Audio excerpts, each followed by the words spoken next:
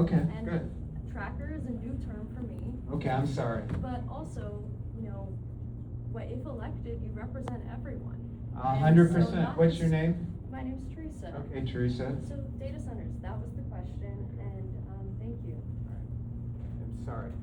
Yeah, no problem. I got some What bad was the information. question? So she wanted to know my position on data centers, right? Data Okay. centers. Let me start with this. And again, you can Google and check me. I fought big utilities, right? And big utilities are partnering with data centers, right? And I also fought big tech. I sued Oracle, and I sued Microsoft when I was Attorney General over antitrust issues, right? So taking on big tech and big utilities is nothing new for me. So I have a pretty simple rule. Let the people decide, not the politicians. Right? People like that? Yeah. And so what does that mean? And this isn't some political dodge. That means this, that if your community doesn't want a data center, that's the end of the story. That's a one, so I'm gonna empower every community to have its own moratorium. Because that's the state of the law now. Your community has the means to fend off data centers through your current zoning law, right? And through your elected representatives. And if you're against data centers in your community, you should be banging on their door, making sure that they have done that in their zoning. I recognize that some communities do want data centers. I don't know that I'd want one right by me.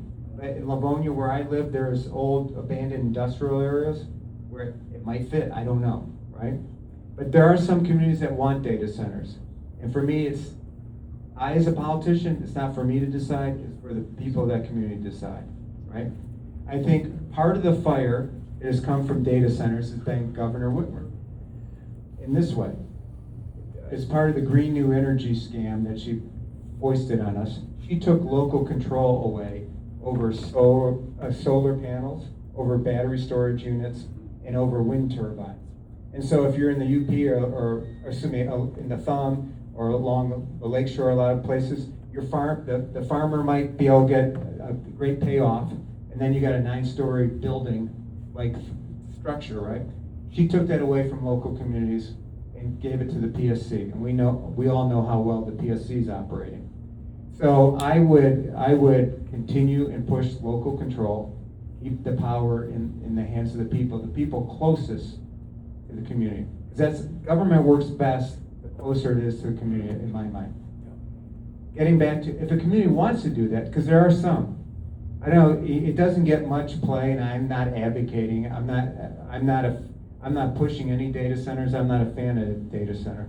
But like in Northern Virginia, there's a county called Loudoun County, where they collect their budget every year is $940 million. And 900 million is collected from data centers in Loudoun County. They've basically eliminated property taxes. Again, I'm not looking for that in my community, and so I don't want a politician pushing that on me. But if a community wants it for some reason, and there may be some communities, then I say let the locals decide. But even if the locals want it, they can't have it unless the data center builds its own energy source, right? Yeah, it's like this. It's like, don't take a piece of my pie. You got to build your own pie. And that means don't take any of my electricity accessibility. Don't drive my cost up. Data center, you're run by billionaires. You have to build everything yourself. You have to take it on yourself. So, and of course, we'd have to have the proper environmental regulations. More and more data centers. There's actually 70 already in Michigan. A lot of people don't realize that.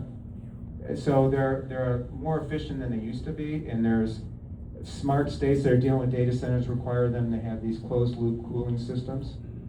But again, Teresa, in your community, if you and your neighbors, the members in your town, for some reason wanted a data center, I'm not going to tell you no, but as the state, we're going to make sure that no one has to pay for the generation, right? And we're going to make sure that we're going to preserve the Great Lakes, preserve our aquifers, and do all the right things to protect the long-term health of the state. Yeah. Okay, all right.